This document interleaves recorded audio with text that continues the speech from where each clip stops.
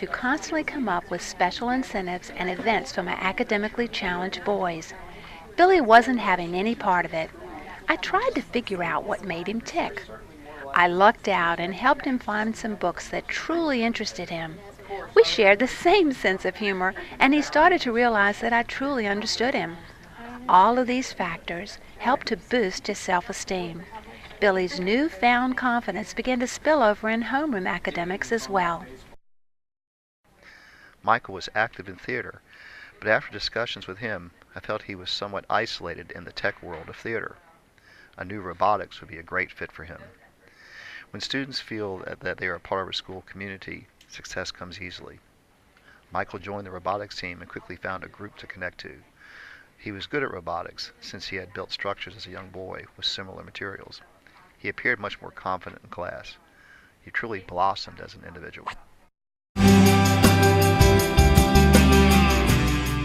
He often will stop by my room to chat at the end of the school day. We enjoyed talking about books he's reading and the activities he's participating in outside of school. By sharing his interest with me, we were able to make reading more interesting and get him through a difficult patch. Ned was one of my most eager and enthusiastic students, and he loved to talk about art and art history. Because of his interest and knowledge, I was able to get him a summer job at a local gallery before he left for college in the fall. In college, he took several courses in art history, and now that he is studying to be a medical doctor, he sends me emails from time to time telling me of exhibits he'd like for me to see. I'm sure that one day I'll see him in a museum with his child, imparting his joyful love of art history.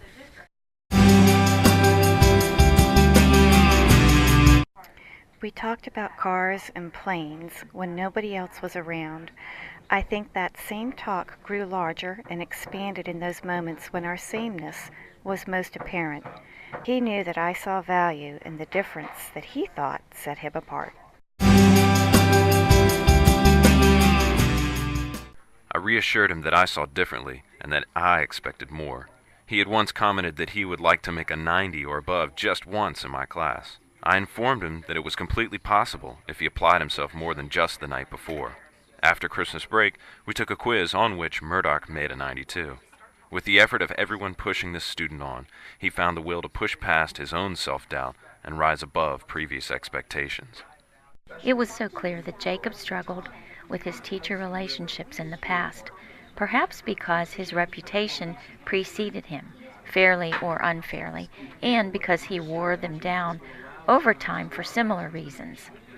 I worked with Jacob day in and day out on self-control and peer relationships. Jacob began to see that when I corrected him, that it wasn't personal and that I truly was trying to help him because I cared.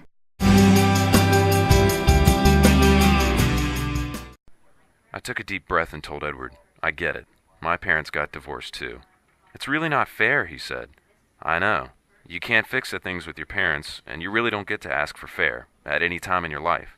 But you like school, right?" He reminded me that he liked everything about school, except the test. So, when you're at school, you're surrounded by friends. You like learning about stuff, and you've got a bunch of teachers who want to help you succeed. Edward agreed. So, what if you look at it this way? School is a part of your life that you do have control over.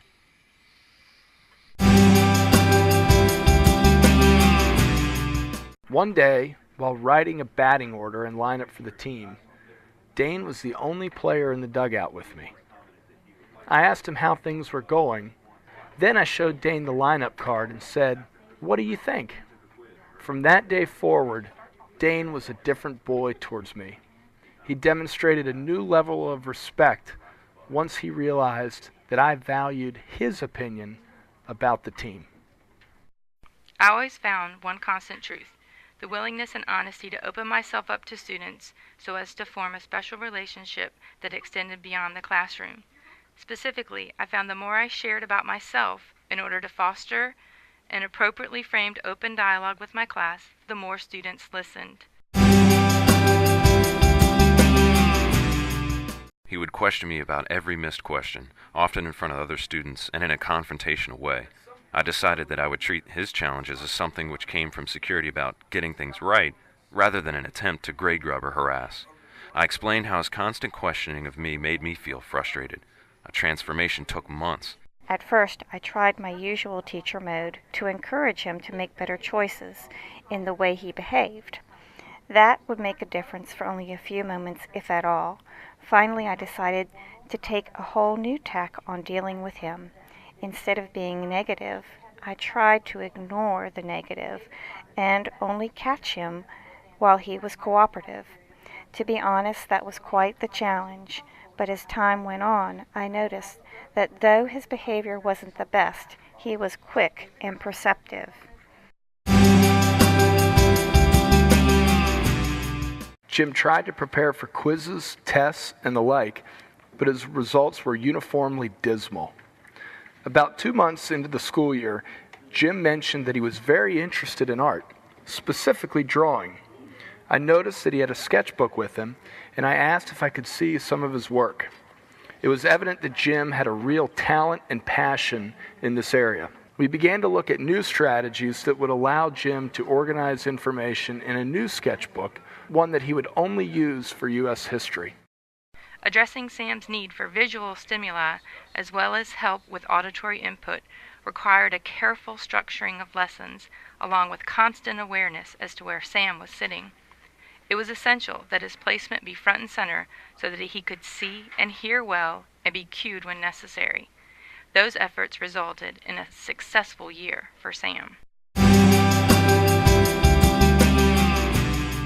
John spoke eloquently about the music he loved, and he had clearly thought a lot about how music affects himself as well as a listener. Our conversations made it clear that John was not just a casual listener, but was sincerely interested in how a particular art form made its magic. Luckily, John and I shared a free period right after our class, and it became the norm for John to stop by my office and talk. John would sometimes talk for 20 minutes straight about what he was listening to, or a set list, or his favorite bands. As I look back on the early part of the year, I think that John appreciated that I really listened and that I took his interest seriously.